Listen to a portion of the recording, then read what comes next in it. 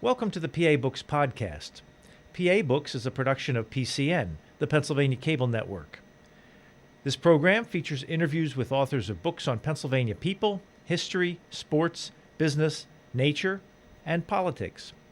While the focus is always on Pennsylvania, topics like the Revolutionary War, the Battle of Gettysburg, the Industrial Revolution, the coal and steel industries, and authors like John Updike, David McCullough, and John Grogan have a universal appeal. We hope you enjoy this podcast.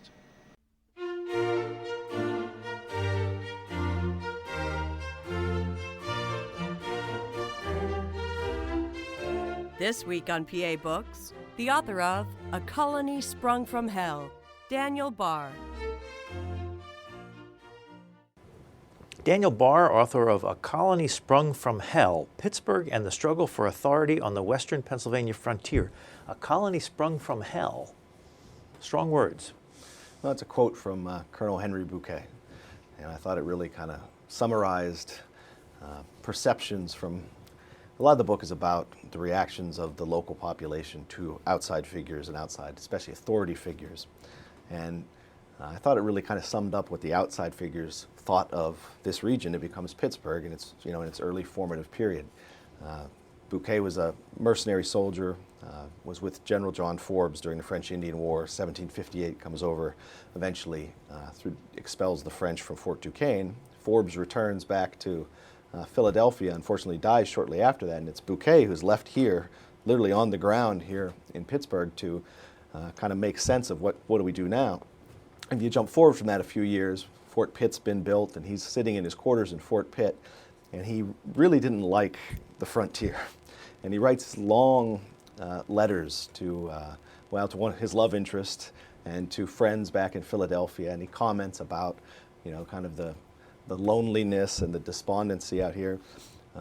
There's another quote in the book where he talks about what he calls the eternal horror of the forest, just living out here on the edge of nowhere as far as he's concerned. But the title comes from a commentary where he's talking about the small settlement that's starting to crop up around the fort, the people who are coming to live here, what's going to become really the first manifestation of Pittsburgh. And he doesn't have a high regard for them. They've caused him nothing but trouble over the previous year and a half. And he looks out and he just is taking stock of things, and he says, this place is, the full quote is, he says, it's a colony sprung from hell for the scourge of mankind. So the start of Pittsburgh. Yes, yeah, that's the first assessment. And what's interesting is you jump forward 20 years later, it's what I talk about in the introduction, and you have a Continental Army General, William Irvine, who doesn't use the same words, but he's sitting in almost literally the same spot as Bouquet in Fort Pitt. Now you have a Continental general rather than a British general, and he's looking around and he just has the same impression. The inhabitants of this little settlement of Pittsburgh, which really hasn't grown that much, not the urban settlement at least, and he arrives at almost similar conclusions. Just a total disdain for these people, and it's all about their relationship to these two as authority figures and to many others in the book. And that's really what the focus of the book is about, and I thought the title kind of summed that up. Plus, the publisher thought it was very catchy. So. What would have attracted a settler to Pittsburgh at that time, or Fort Pitt? Well, a lot of things, really, especially land, opportunity. Most of the settlers who come here, especially after the fort is built, come here for land. I mean, that's the main draw. You really have two groups that come into this area. One that comes across the Forbes Road from usually out of Philadelphia, or come up from Maryland, from Baltimore, and then come across the Forbes Road across southern PA. And those are people who, a lot of them are recent immigrants. There's a tremendous influx in the amount of Scotch-Irish, for example, or Scots-Irish, who come in the 1760s and 1770s and right up through the early 1800s. And most of the eastern part of the colony and then state of Pennsylvania is fairly well inhabited, so they come across the mountains to the only place they can find land. And most of them actually settle in the countryside around what becomes Pittsburgh, especially over from Pittsburgh towards what is now Greensburg, the Ligonier Valley, that area. But at the same time, you have another group of people who are coming up out of Virginia. And they come up come up the Potomac River to the headwaters, and then through the mountains and down the Monongahela or Youghiogheny River, filling in wherever they can find attractive land. Those people are usually, not always, but they're more people who've been here longer. They're old indentured servants. They're kind of the landless poor class of Virginia. Virginia land ownership at that time was almost the entire colony is owned by wealthy people. You had, the most famous example of that would be a guy named Thomas Lord Fairfax, who owned what today is basically the entire northern third of Virginia. One family owned it all. So people who in Virginia who are poorer, who have been working for these people, either on indentures, on contracts, or just on a kind of a wage labor basis, if they want to ever become self-sufficient, they have to come over the mountains, and they wind up coming here. Was the land free here? Well, that's the great rub of it. That depends on who you would ask. If the settlers were here to tell you, they'd say, yeah, it's free because nobody's there to stop them. They're coming in and taking it. Legally, almost all the settlers, whether they come from Pennsylvania or they come from Virginia, are squatters. They have no legal rights to the land. They have no deeds, or if they do have deeds, they are suspicious deeds, I guess you would say, or deeds that are not universally recognized. They're contested. So land's not necessarily free, but there's a whole messy situation here over who really owns the land. And you've got really a struggle over that. That's one of the central parts of this whole story, is not only who's going to own the land, but who has the power to sell it, who has the power to settle it, who has the power to develop it. And you have Eastern wealthy elites, both in Pennsylvania and Virginia, who both will claim the region that is now southwestern Pennsylvania for themselves. Virginia, for example, claims everything that is from Pittsburgh, south of the Ohio River, and up the Monongahela. That's all Virginia to them. They believe their colonial charter grants them that land, and they should be able to exercise political authority here. Same time, you have Pennsylvania believing that that's going to be part of Pennsylvania. The issue through this whole time period is, from the 1740s right up till 1785, really, is that no one's ever measured the border, western border of Pennsylvania. So no one's exactly sure whose colony this is. And because of that, neither colony can effectively claim it, develop county governments or civilian administrations. And so you have this mass of settlers who come in beginning in the 1760s, and there's no government. The British Army locally isn't the government? No, the British Army is the only authority figure here. But the problem for the British Army in the 1760s is they don't have the manpower or the resolve to be able to manage this situation. They're in control basically in the fort and the little settlement that crops up around it. But within a few miles of the fort, when you get up the rivers or out into the valleys and the little streams and creeks, there's no control. And British authority, really, the Army's authority is much more of kind of I describe it as an ad hoc situation. They're a reactionary authority. They don't put in place laws to stabilize society, or they don't set up rules to make sure that everything is secure. They react to the problems that the settlers bring to them. And that's what Bouquet was really talking about when he calls it a colony sprung from hell, is that there's so many problems that he has to deal with that it's just, he laments over and over that there's no civilian government. There's nobody here to be doing this stuff, and that he has to deal with it. But it's much more, reactionary. When something bad happens, then they make a law. They don't make laws to try to prevent or control society before the fact. Well, you write about land speculators in your book. And how would somebody in Philadelphia or Virginia have been a land speculator? How do you buy land and count on making money off of it? Each of the two colonies had a different system, and that's where the lack of a border becomes such a problem out here, because no one's sure which system should prevail, because they're not sure which colony it is or is going to be part of. In Virginia, the system was a little more straightforward. It goes all the way back to the earliest colonial days, where land acquisition was established under what they called the head right system. So an individual could be granted 50 acres of land. Wealthy individuals could basically buy up the head rights of other colonists who came over from England. This is very common in Virginia. It's really how the landed class is formed.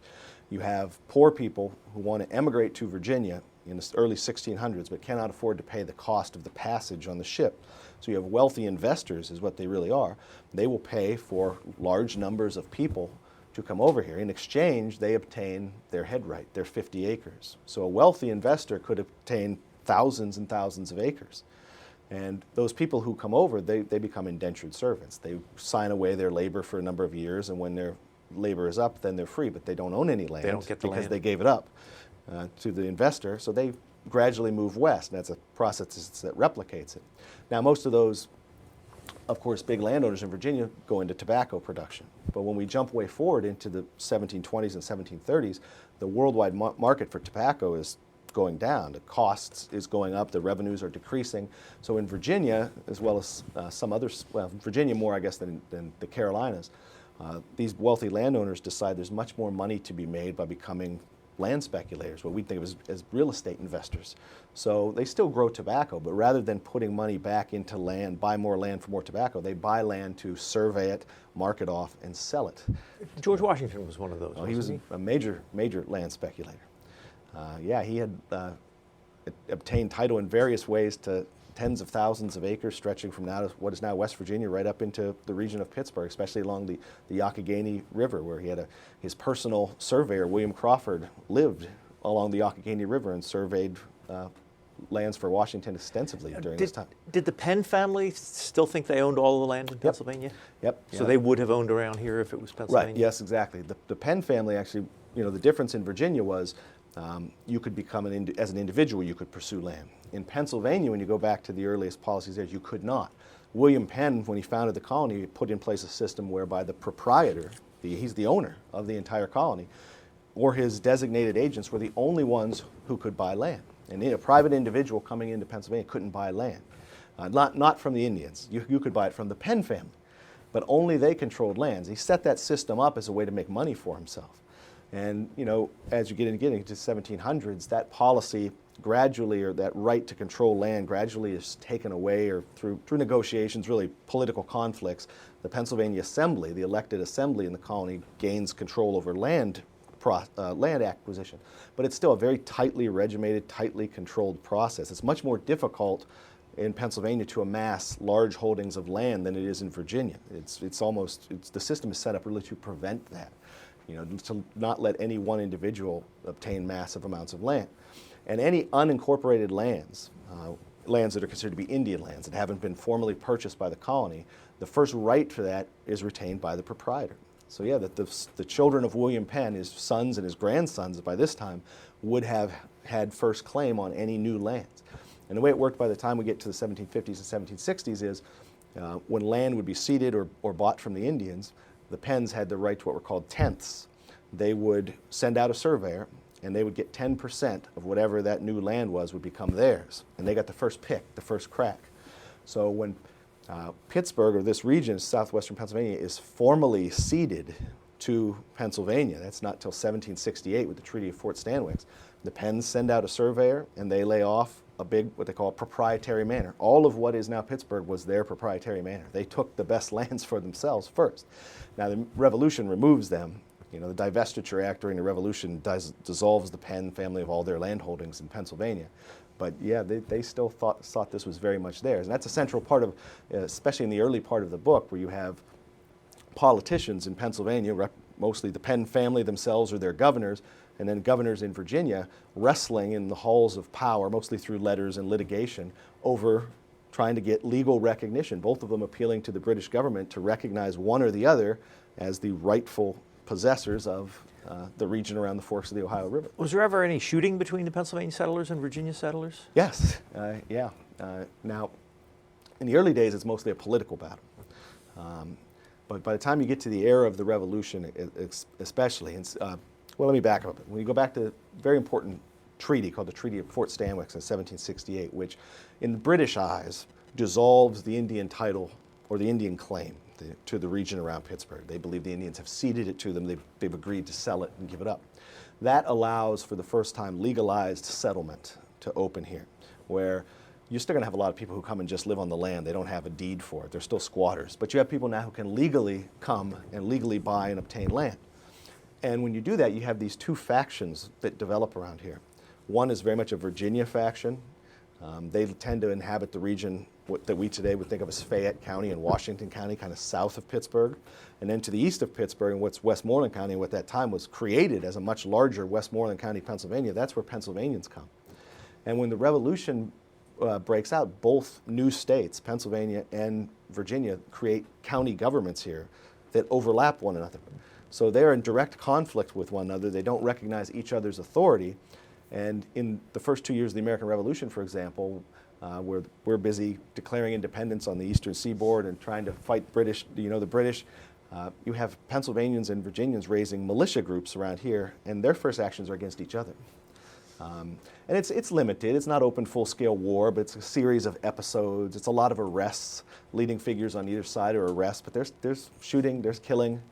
You know, they use the revolution more as a context to try to get rid of each other because there's no direct British threat, at least in the beginning. You know, for them, the problem is, if you're in Pennsylvania, the problem is the Virginians. So we'll go after them. Both sides accuse each other of being loyalists. I mean, it's very much an internal local power struggle. Were the British not around the Pittsburgh area during the Revolutionary War? Not at the start. The British in 1772 abandoned all their western outposts, especially Fort Pitt. It's a cost-cutting move.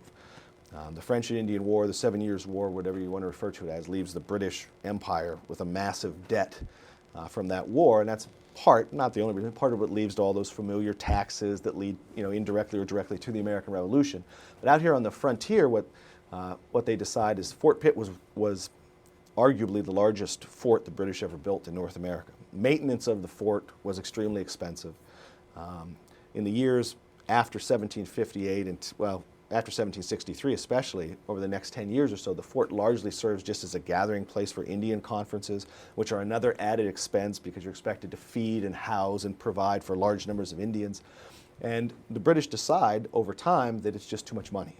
And in 1772, they arrive at the conclusion that we're going to withdraw from the frontier. So they close Fort Pitt. The last British officer was a guy named Edmonstone. He literally will shut the door, and he sells the fort to a couple of locals. He literally, it's questionable whether or not it was a legal sale or if he just was pocketing some money. But he sells it to a couple of locals who then begin to disassemble or take it apart parts of the fort, especially the brick walls and the mortar, to build houses in town. So yeah, they're not here after 1772. And when the revolution starts, there's no British presence around. And for most of the people, even when they do get into more of a war during the Revolutionary years, it's an Indian war more than a direct war against the British. There'll be no redcoats around here. There's no fighting the redcoats. It's very much a struggle between settlers and Indian groups who are allied with the British out of Ohio. I want to back up a little further. You mentioned the Treaty of Fort Stanwix, and prior to that, there was the Proclamation of 1763 that said no settlement Right. in what's now Western Pennsylvania? Right. The French-Indian War, basically the book's divided into thirds. The first part of the book is really about the coming of the French-Indian War and how this Pennsylvania-Virginia contest for who's going to have the forks of the Ohio contributes to starting that war. Especially, I'm kind of a little bit harder on the Virginians, I guess you would say. They're more aggressive about this. But when you say that, the Virginians could use force and the Pennsylvanians could not because they were Quakers? Well, Quaker the Pennsylvanians didn't have an army. They're the only colony among the original 13 that has no militia. They don't have a militia bill before the French-Indian War, before the 1750s, largely because of the Quaker principles on which it's founded. And even though Quakers became a minority in the colony almost within the first year of Pennsylvania's existence, they controlled the government until 1756, the so-called, what became known as the Quaker Party. Or the simplest explanation is the Quakers controlled a majority of the seats in the voting assembly, so they initiated legislation and they consistently blocked any militia bill. Now the proprietors who appointed the governor, he was not elected, they were fine with that up until the 1750s because if you're going to raise militia, then you have to pay for them with public funds, and Penn family lands were tax-free. So when the war breaks out, yeah, they don't have an army, they don't have troops, and then they squabble with each other, the assembly and the Penn family governor, over who's going to pay for raising an army, because the assembly wants to tax the Penn's lands. The Penns say, you're not going to tax our lands. So yeah, they're really not in a very good position to do anything, and that leaves this opening for Virginia to come running up here and try to, secure the forks of the Ohio. I mean, most people are familiar with Fort Duquesne and the French coming down, but not as many people are familiar with the first fort, if you want to call it that. It's more of a little log building, but the first fort built on the forks of the Ohio River is built by Virginians. Before the French come, the French tear it down, drive the Virginians out, and then they build Fort Duquesne there. But to go back to that question about the Proclamation of 1763, you have this kind of intercolonial competition that sets off this war, and it's a very, very expensive war. And the British government takes stock of this thing, and it becomes this massive global war. And as it's winding down in the early 1760s, the British government looks at North America and decides, mostly for financial reasons or economic reasons, that we need to control or kind of keep an eye on our colonists, not just let them spread west. We don't need another big, big war, especially an Indian war. And so they issue this proclamation, which, it's not perfect equivalent, basically draws a line down the Appalachian Mountains and says the colonists will stay east of the mountains. There will be no settlement west of the mountains without permission. How'd that work out? Well, nobody listened. That was the big problem. It was interesting in that the proclamation is really kind of a misunderstood edict. It did not create an Indian preserve, or it did not reserve the lands west of the mountains for Indians, which is the way it's often portrayed, and which is the way some colonists thought it did. What it did was basically put the brakes on. It was the British government, when you read the language of it, it's clear that it's a temporary measure, because it says you're not going to go west without our permission, without our approval. It's basically the British trying to take control of westward colonial expansion and manage it. Now, they fail miserably at that because the proclamation has no teeth. There's no enforcement clause. It has one of my favorite things in any document I've ever read is all it says is if you don't listen, if you're a colonist and you go across the mountain, then you will face pain. Basically, it says you will face basically discipline at our pleasure. But it's not clear what's going to happen to you. And then the British troops that are left here to garrison these few frontier forts on the western side of the mountains, they don't have anywhere near the manpower or the logistical strength to keep people from coming across the mountains. I want to read this one thing. This is a couple years later. The Pennsylvania government's solution was surprisingly harsh. In February 1768, Penn issued a proclamation that required all people illegally settled west of the Appalachian Mountains to remove themselves by the end of May or suffer death without benefit of clergy. Yep. That's tough. That is tough. But that's desperation, too, by the British. Because what happens in that 5-year period between the proclamation and Pennsylvania's own ban against Western settlement is you have increasing pressure being brought by British military commanders on the governor of Pennsylvania, on the governor of Virginia, to stop these people from coming across the mountains because the British can't do it. The British governor, British commander-in-chief in the mid-1760s is Thomas Gage. He's stationed in New York, and later he'll be the guy who goes to Boston, when he's put up there for the revolutionary stuff. But Gage is constantly receiving reports from the area around Pittsburgh about all these settlers who are coming in. And the Indians are getting angry and frustrated. In fact, 1763, it actually happens before the proclamation. They go to war about this. And the British don't want to see this happen again.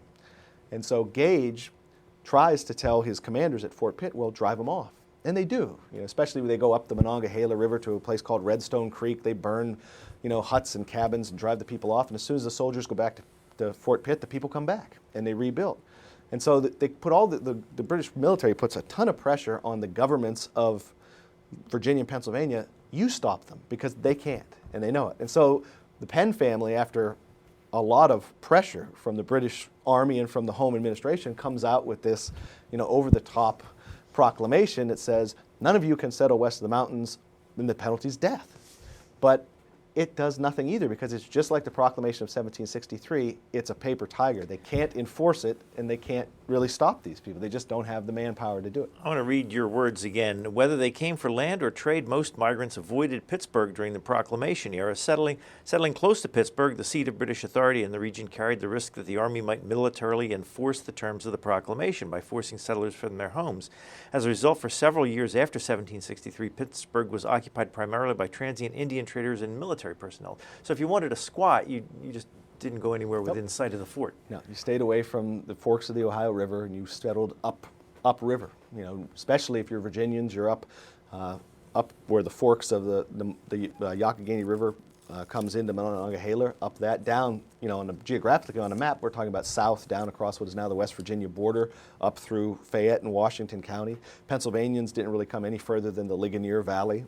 Pittsburgh is very isolated during this time, while the British military estimates are in the tens of thousands of people who come and settle this region in the 1760s, and the population of Pittsburgh itself never gets above a few hundred, because that's the only seat of authority, and that's the only place you really had to worry about it if you were a settler. If you go to Pittsburgh, the Army might question why you're here. They might potentially try to do something or enforce the law, but they have no power beyond that very limited little scope. If you were a settler here or a squatter here, did you trade with Indians or with back east or with Virginia, or were you pretty much kind of self-sufficient? Well, you did both. It's a complicated story, and one of the ironies about all this is the British Army is here. You have the proclamation of 1763, and they're supposed to block unlicensed settlement. In fact, the only thing the proclamation says is that you can, former soldiers in the British Army, as a reward for their service, can be granted land west of the mountains. But the Army posts, especially places like Pittsburgh and Fort Ligonier and some of the forts up the Allegheny River, are so isolated from the east that they are dependent on civilians for supplies, especially food. And so you have the Army kind of make exceptions.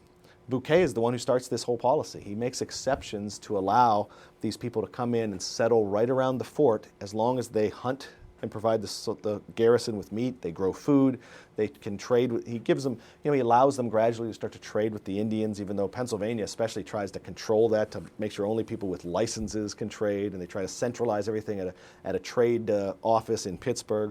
But the Army, because of its needs, flouts its own laws or its own restrictions and kind of makes exceptions. It's not an even policy because of what they have to do to survive. So when people come in, you can come into Pittsburgh if you're bringing something to trade with the Army and you're reasonably safe. It's just when you're causing problems that they're going to your attention. As long as you're really not causing problems for the Army, they kind of look the other way. We really haven't talked about the Indians around here. How many were there around here, and what were the tribes? Well, there's a number of different tribes. The most important one through this era was the Delawares, or Lenapes, as they called themselves. But this area, in the early 1700s, is largely, I wouldn't call it empty, but there's very limited native inhabitants here. The region had been inhabited by Indians before that, but they had largely moved away, and it had kind of become a hunting area, really. But in the 1720s, 1730s, 1740s, you start to get more people moving in, especially Delaware-speaking peoples who move across the mountains from eastern Pennsylvania and settle really from what is the forks of the Ohio River all the way up the Allegheny River and the Shenango River, the Beaver River, and fill that area in north of Pittsburgh. Now, when I say fill in, there's villages dotted all over the place.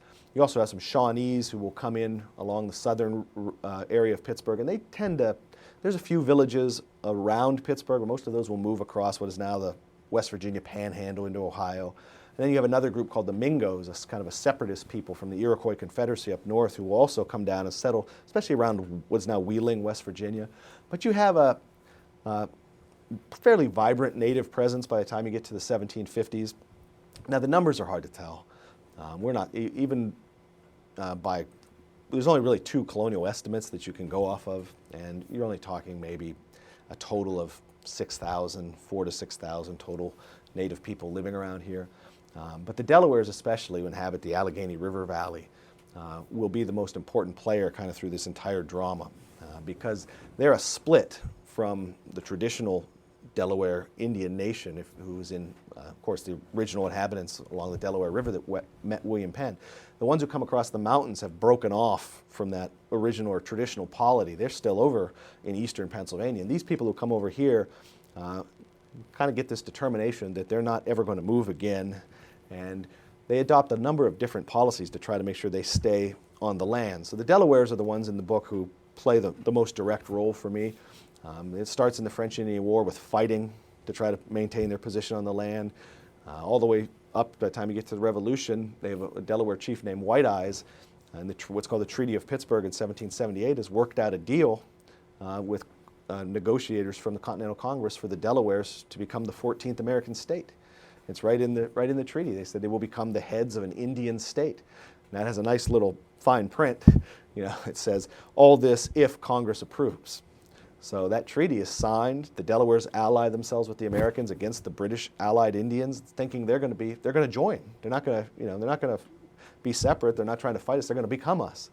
And then it goes to Congress, of course, and then the politicians in Congress table it. They never actually vote on it. There's an unfortunate affair where it's a very confused, unclear affair where White Eyes is killed by what's called Fort Laurens, probably by Virginia militia. And that just sets the whole thing unraveling. And within a year, the Delawares switch sides, and then they're the enemy now. They're on the British side.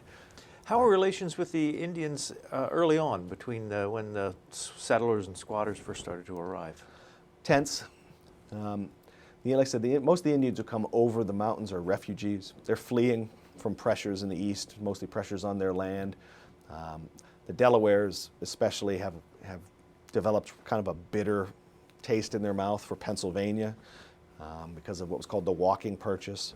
A lot of them are also fleeing away from a very shadowy control that was placed on them by the Iroquois Confederacy in New York. In the it started in the late 17th century, but by the time you get into the early 1700s, many of the eastern American colonies had entered into a relationship called the Covenant Chain, in which they recognized the Iroquois Confederacy of New York as being the overlords of all eastern Indians.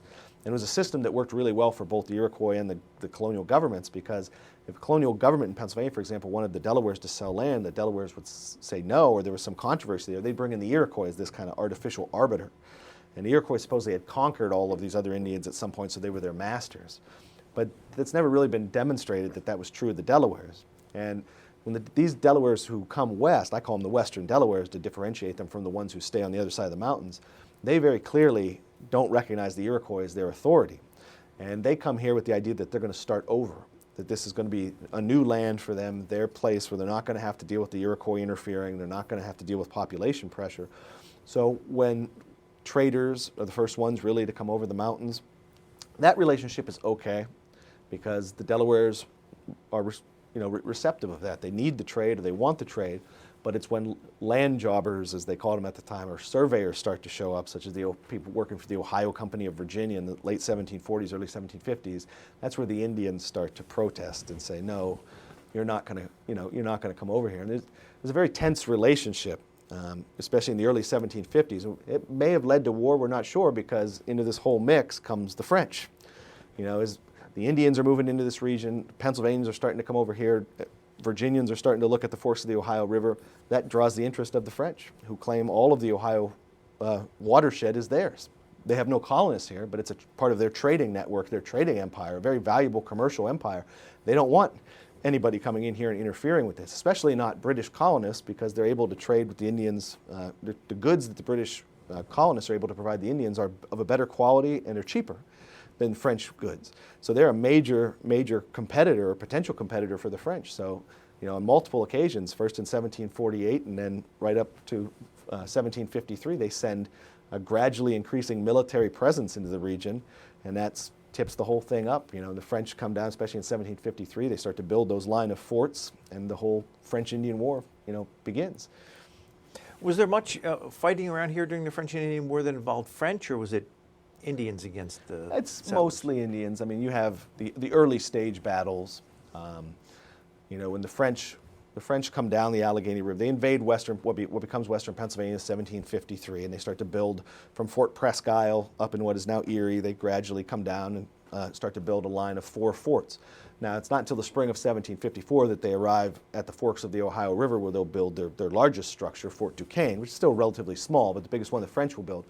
And the Virginians have already started to build a fort there. It's really a private, it's a merger of a private and a provincial fort. It's really the Ohio Company of Virginia's fort, a land company, but the governor of Virginia is a member of the company, so he's arrayed public resources behind the company's endeavor there. But the French drive that out. Now, that's done without a fight. But that then leads into the very familiar stuff with George Washington being sent forth by Governor Dinwiddie of Virginia. He comes up, and you eventually have the fight at Fort Necessity, which is Virginians against a mixed group of French and Indians. But then after that, the French largely confine themselves or limit themselves to maintaining their line of forts, to garrisoning those forts. And most of the fighting over the next 4 years is Indians, who are supplied with the French, allied with the French. They do most of the actual fighting. And when you get to the end of the process, at least in this area, with the fall of Fort Duquesne in 1758, that again is done without a fight. The French abandon the fort because they're out of supplies, out of resources, and they're down to just really a small number of men in the fort against a 6,000-man British and colonial army that's advancing against them. So they, I always liken it to something out of a Bugs Bunny cartoon. They put a bunch of dynamite in the one corner of the fort and run the thing out the front, and they blow it up, and they go back up the Allegheny River. So the answer is no. There's not a whole lot of fighting involving the French directly. It's mostly French allied Indians. And it's really, most of the Indians who do the fighting around here are Delawares or Shawnees. And they don't like the French either, really. But for them, it's kind of a choice between, I don't want to really call it the lesser of two evils, but it's a difficult choice. Do you ally with the French, who have made no land claims? All the French want from the Indians is you have to trade with us. Or do you ally with these English American colonists who very clearly are after land? And the choice most of the Indians make is we're going to ally with the French. The interesting thing, though, is the war in Pennsylvania, the French-Indian War in Pennsylvania, stops with what's called the 1758 Treaty of Easton. In that treaty, it's a precursor to the proclamation of 1763 because the treaty says no one's allowed to settle west of the Appalachian Mountains. What the Indians want and what they get is a guarantee that their land that they've moved here over the mountains to is going to be preserved. Now, so the Indians thought that the British were going to leave after the French-Indian War? They did, because the British told them they were going to leave, which was not true. But the British, John Forbes, who conducts the final campaign against Fort Duquesne, one of his main military objectives is not to have to fight the Indians. He goes back to Edward Braddock 3 years ago and says, I'm not going to make that mistake. Braddock alienated the Indians. They actually come to Braddock and say, we'll help you drive the French out, because the Indians didn't want the French here either. But Braddock, doesn't think he needs the Indians. He sends them away. Forbes says, I'm not going to fight the French and the Indians. I'm going to get the Indians out of the fight. So he orders the governors of the colonies, and as a major general in the British Army, he actually ranks politically ahead of any colonial governor. He's above them. So he orders them to do whatever you got to do, make peace with the Indians. So long story short with all that is, there's this long series of negotiations that goes on for months during the summer and fall of 1758. Part of that involves an emissary, a diplomat, that Forbes sends over to deal or talk to these Delaware and Shawnee Indians around here. And they ask him, they say, all your talk about peace sounds good, but why is this big army coming? If you want peace, why are you sending this huge army over here? And he assures them that it's just here to drive the French out. And as soon as the French are gone, the army will go back over the mountains.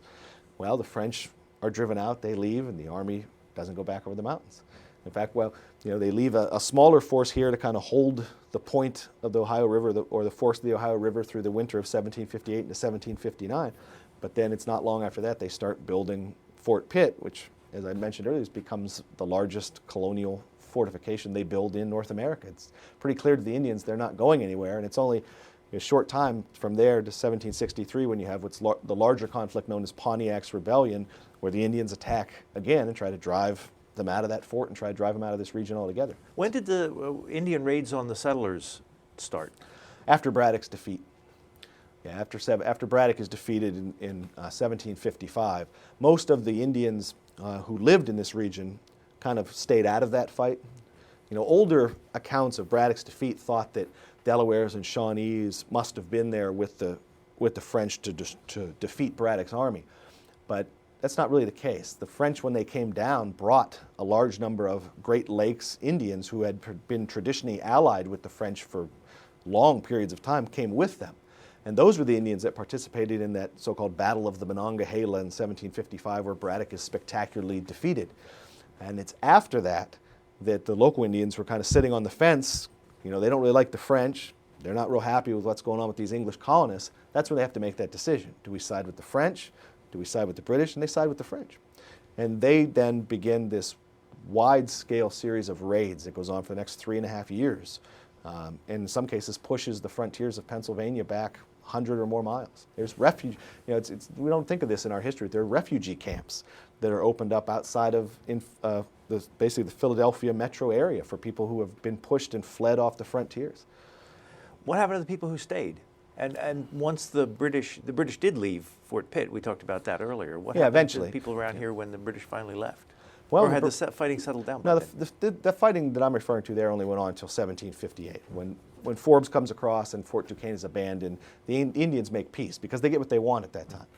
Now, as I said, the British don't leave the fort. They don't leave the area. They start to build Fort Pitt. The Indians gradually lose patience with them. The Indians come to Pittsburgh all the time and say, hey, you said you were going to leave, but you're not leaving. And the British, Bouquet is centrally involved in this. He says this, he tells them this, he tries to placate him. Meanwhile, he's writing letters back to his superiors, just said, they seem to think we promised to leave. I never said we were going to leave, even though he does say he's going to leave. So the British are a bit just disingenuous about it. They have no intention of abandoning that strategic position. Now, in 1763, you get another flare-up, the Pontiac's War. But for the local Indians, the Delawares and the Shawnees around here, they lose that war. Is that when Fort Pitt was put under siege? Yes, that's when Fort Pitt is put under siege. The original first manifestation of Pittsburgh, the one that Bouquet calls a colony sprung from hell, is destroyed at that point. Everything that was down along the rivers to the point from the fort, he burns it. because that was called the Lower Town. He burns it because, well, one, it was a ramshackle place. That's really what he talks about when he calls it a colony sprung from hell. It was a collection of Indian traders and basically taverns and brothels and just a kind of a chaotic, collection of humanity there. And it just causes him all kinds of problems with his soldiers who go there, and he doesn't want them to go there, and it breaks down military discipline, makes it hard for him to do his job. So when he's actually in Philadelphia, but his right-hand man, who's in charge of the fort when the Pontiac's rebellion starts and Pittsburgh's put under siege, he burns all that. Ostensibly, the army says that's to prevent the enemy from getting into musket range of the fort walls, but they're only too happy to get rid of that. And then the upper town, which is now above, it's where most of downtown is now, from the bluff where Duquesne University is all the way over to the river. That was, the more genteel area. They had the King's Garden was there, and you had Bouquet's house was actually outside of the fort walls because it was nicer, it was there. The Indians destroy all that. They don't destroy that part. But that's the first manifestation of Pittsburgh is actually destroyed. The first town is destroyed after that. And when the fighting's over and the Indians have lost, that's where you have the first surveyor come in who actually starts to lay out the first street grids, which are not too far from where this building sits right now. In fact, we're on it, actually. We're at the Post-Gazette building at the point, just for reference. Yeah. Well, what was it like? I mean, did all the local people living around here run into the fort? And they did. A lot left. It depended on your proximity. During Pontiac's rebellion, there were over 500 refugees who flooded into the fort. And it was surrounded by Indians? Yes. It's the one time where the fort's size actually worked out well. Because it was 18 acres, about 18 acres inside its outer works. Most of that was open parade ground, but that allowed you to bring in that many people. Now, if you weren't close enough to get to the relative safety of the fort, a lot of them just fled. We don't have specific numbers, but we have vague commentaries, not really vague, but they're just imprecise commentaries from people on the scene at the time who talk about people fleeing over the mountains or fleeing back to the east, and how this entire region is now depopulated. Now, does that mean every single person left? Probably not. But large segments of the population, fearing for their safety, did flee. And they wound up somewhere back east until the fighting was over, and then probably came back. The fighting during 1763, there are raids into the surrounding settlements, but most of the focal point of the Indians is on the fort itself. They recognize that as being the symbol of British power. That's the main sticking point. You said you were going to go back for the mountains. You didn't. This is where you're at. Lacking cannon or artillery, they don't really invest it, but they just try to starve the British out, which ultimately fails. You said a little bit earlier that there were no redcoats here during the Revolutionary War, but you write here, to the population of the western Pennsylvania frontier, the American Revolution was an Indian war. Mm-hmm. Who was on what side? I mean, did different tribes take different sides, or was it the settlers against the Indians? Initially, when the Revolution comes about, the British, as part of their policy for winning the Revolution, and this isn't instantly, this isn't really until 1777. Originally what the British think when the larger revolution starts out is that the Americans are basically, the revolutionaries are just a small group, and one good blow will end this thing. They learn after the Battle of Bunker Hill, for example, that's not really going to be what it is, and they launched a massive campaign culminating in the late summer of 1776 with the capture of New York City. But what they decide as part of their larger war effort is they want to open up a second front, or multiple second fronts, if they can. So the British, who have manpower problems, when you look at the larger American Revolution from the British side, they have horrible manpower problems in this war, because what they're trying to fight essentially is what we today would call a counterinsurgency war. And they don't have the manpower to do it. It's not a popular war at home. They're relying on mostly an all-volunteer army. So they wind up doing a host of things, from hiring German mercenaries, Hessians, to in Virginia they try to incite slave rebellions, and out on the frontier they recruit the Indians. So especially early 1777, the British hold meetings with various Indian groups out of Fort Detroit, which they control, and they offer them incentives to attack the frontiers. And some Indians immediately say yes, like the Shawnees, who have kind of this lingering resentment, especially towards Virginia. They have a bad taste in their mouth from previous years, a war called Dunmore's War that they lost against the Virginians, and they feel they've been robbed of their lands by these colonists. So they accept the call to war, at least most Shawnees do. Another group called the Wyandots, who are dependent on the British for trade. They're based on the western end of Lake Erie. They're not really around here, but they need the British to trade, so the British kind of leverage economic concessions to get them to go to war. But the Delawares, who fight so hard during the French and Indian War and emerge basically victorious, only to then turn around and lose during Pontiac's rebellion, they don't want to fight. They've now kind of changed their idea, and they try to stay neutral. In fact, the Delawares, as I mentioned a little bit earlier, they try to join the Americans, a little bit later on. But ultimately, they too will wind up on the British side. And then lastly, you have the Senecas out of what is western New York, will come down the Allegheny River. They're on the British side. So most all of the Indians do wind up one way or another on the British side, but not immediately. And that's who will do the fighting against the settlers around Pittsburgh. You won't have British redcoats, raging through here. It's all Indians. Was there any Continental Army on the other side, or was it just the Not local? initially. Not initially. They were militias, or what? Yeah, they were militias initially. When you have the Pennsylvania counties and the Virginia counties formed that overlap each other, part of the reason for actually delineating a county is so that you can then have militia musters, because they're all organized by county. So you'd have a county militia lieutenant who would then call out the militia, all the men of eligible age, form them, drill them. So yeah, they will start up like that. Now, they wind up, like I said, squabbling with each other at the start. The Continental Congress, the infant Continental Congress, when they look over here at the frontier, they're mostly just worried about Indian affairs. So initially, they don't send any troops, any generals. They send an Indian agent, a guy named George Morgan, who comes to Pittsburgh. And his job is to try to keep the Indians out of the fight. And he gradually won't be able to do that as more and more start to join the British cause. But it's Morgan who looks around and says, we need troops. We need troops, and we need an officer, a general, someone here to control these people, to run this defense, or this whole place is going to go up. And that's when they'll finally, 2 years into the Revolution, the Continental Congress will start to send the first of what will become 4 generals, commanding generals, who are going to come to Pittsburgh. A guy named Edward Hand is first. He's really got a tough assignment because he comes into this area where Pennsylvanians and Virginians have been kind of going at each other and have been jockeying for political power with one another for now almost 15 years. And the first thing they want from him is, tell us whose colony it is. Where's the border? Settle this dispute. And Morgan writes a letter to him when he comes in and says, don't take either side. No matter what you do, don't take sides, because if you do, it's going to backfire on you. So Hand doesn't do that. And then the Congress really makes his job a lot differently, more difficult, because when Edward Hand comes, he's not given any Continental troops. He's expected to use the militia. And this sets off what becomes a central characteristic of the war during the Revolution, in which the commander, whether it's Hand or any of the 3 who come after him, his successors, argue with the county militia leaders over the role of the militia. Because the generals usually want the militia to be an offensive force. They want to take them into the Ohio country and attack the enemy Indians. The militia leaders don't want to leave their homes. And it starts this struggle for who's got the power, who's calling the shots, who has the authority. And it really becomes very, very contentious, where the Continental officers will issue orders and edicts, and the county militia leaders simply will ignore them. They won't listen to them, or they'll decide to listen to the ones they like.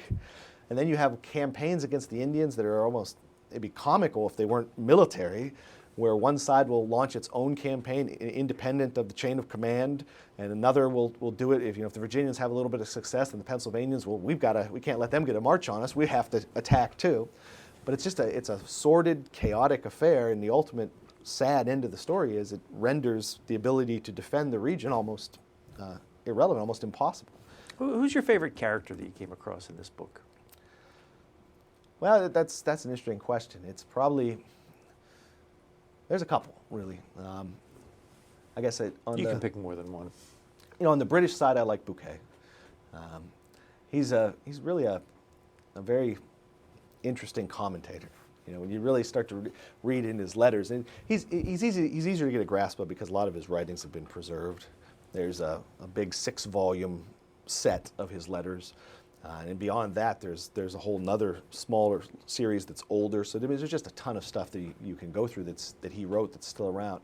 But I like his eloquence. I obviously like the quote of the book, but he's got a ton of them in there. So he's an interesting figure. I like him. On the Indian side of things, I like the Delaware leader, White Eyes. He has kind of a unique vision. We always tend to think of Indians as wanting to fight against the Americans and protect their lands. And here's a guy who arrives at the conclusion, well, if you can't beat them, join them. So he comes up with a different idea. And when you go beyond even what I have in the book, White Eyes, he doesn't just want to become an Indian state. He wants his people to become Americans. He asks for teachers and people to teach them how to farm, and he really wants to transform their entire culture. Something that he's not the only one to do this. In another 25 years, the Cherokees will try to do the same, more or less the same thing down south. Unfortunately, it won't work out well for them either. But ultimately, I think my favorite guy is a rascal, and it's this guy named George Croghan, because he's all through the book. He's there at the beginning, he's there almost until the end, and he's just a guy who's all about himself. He's a scoundrel, but he's kind of an irresistible scoundrel. Is he a trader? He starts as an Indian trader, but his real, what really makes him tick is land. He wants to become a big landed aristocrat. He gets a grant from the Iroquois for 200,000 acres of land right along the Ohio River, at the forks of the Ohio River. And he spends 40 years trying to get anybody, any colonial, British, American authority, government, to validate that, to recognize the legality of it. And he's never able to do that. But he winds up on, he's a guy he's not on the Pennsylvania side, he's not on the Virginia side, he's not on the British side, he's not on the American side, he's on all of them. He just switches back and forth, he's everywhere. And it's all about self-interest. And he becomes kind of the quintessential example of the level to which self-interest drove a lot of what was going on the frontier. But everybody was kind of in it for themselves, and there's nobody who fits that mold or exemplifies that more than George Croghan. And unfortunately, in the end, he gets nothing. In the end, he winds up with nothing. He never gets his land grant. In 1777, he moves back to Philadelphia because locals accuse him of being a loyalist, and he's in his later years at that time, and he just gives up. But after all that time, struggling and manipulating, and he finally just gives up the game and goes back. Wears a lot of hats too. He starts as a trader. He's an Indian agent. He's a land speculator. He's a judge. Like I said, he's everywhere. He's kind of irresistible. Could you explain what Vandalia was? Yeah, the Vandalia was basically an attempt to create a 14th colony. You have a lot of people interested in the forks of the Ohio River and then down the Ohio River, especially to the land south of the Ohio River into what is now a lot of West Virginia. And the uncertain nature of the border between Pennsylvania and Virginia and where that was going to, which colony that land was going to fall into, led to a lot of people developing different schemes basically to try to get a grasp on those lands. One of those became what was called the Vandalia group. They come out of a group of basically Indian settlers, Croghan's involved in this too, of Indian traders rather, who petition the British government basically for compensation for losses during the French Indian War. They call themselves the suffering traders. They lose tons of money during the war when the Indians, who were their customers, start to attack now. And they lose their inventories, their business is obviously disrupted because not trading with Indians who are attacking you now. And so they put together basically what we think of as a lobbyist group. They send Croghan and others over to London, and they petition originally for compensation. Now out of that comes a string of events, or a string of different manifestations of this group. But one of their manifestations becomes what's called the Vandalia group. And what they do is they want the government, okay, don't pay us in cash, create a new colony, okay? It's not, Vandalia wasn't going to be Pennsylvania, it wasn't going to be Virginia. They said, okay, if you can't figure it out or nobody knows who it is, then just don't give it to either one of them, create a new colony. And the principal beneficiaries of that new colony would be these individuals who were going to become the primary landowners. They would be the proprietors of this colony, the owners of it. And they stood to make a ton of money if that colony came into existence. Now, the British government actually went so far as to authorize it. They granted it. It was going to happen. And then at the last minute, there's a snag because the Solicitor General's office had some concerns over the method by which property taxes, what were called quit rents, would be collected in the colony. That's the motivation for the British government here is, okay, well, we'll create this new colony, and it will open up a massive new area of taxable land. And the only tax this time is what we would think of as a property tax, and the British government gets a cut of that. But the Solicitor General's office was concerned about how are you going to collect this? Are we really going to, is the empire, the imperial government really going to see money out of this venture?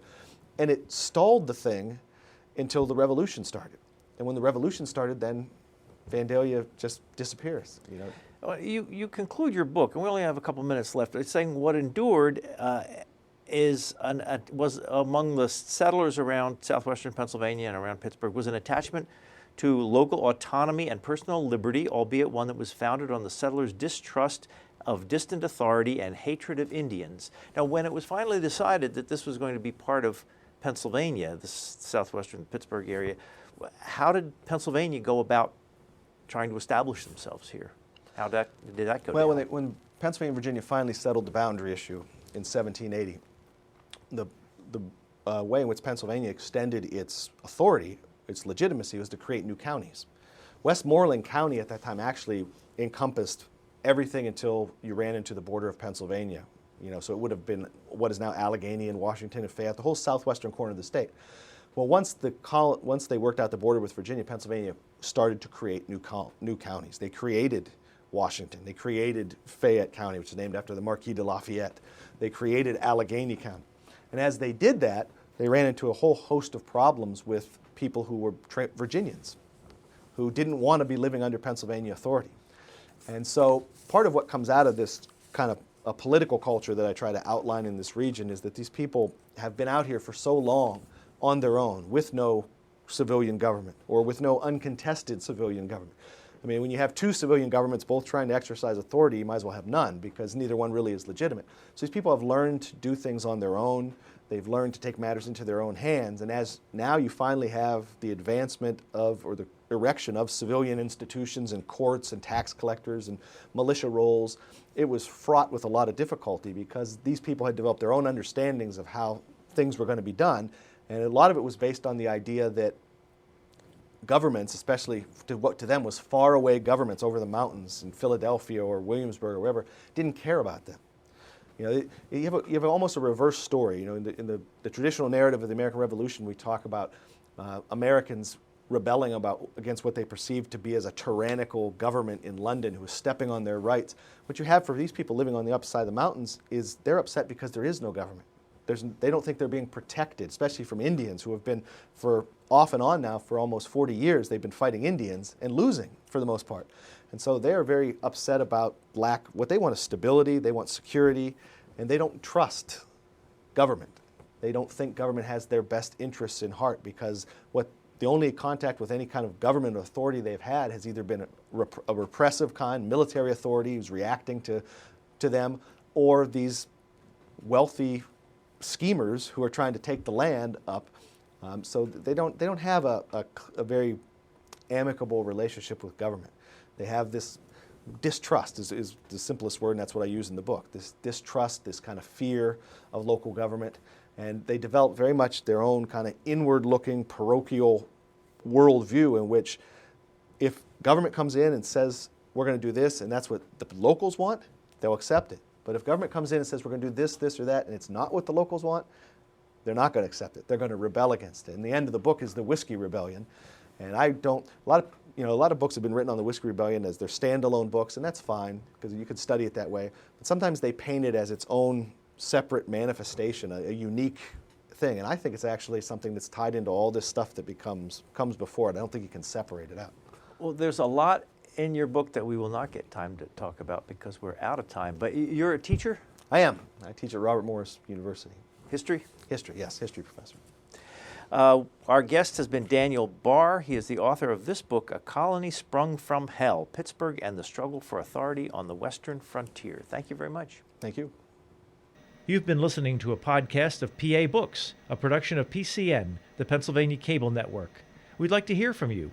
Our email address is pabooks@pcntv.com. Like us on Facebook to learn more about PA Books.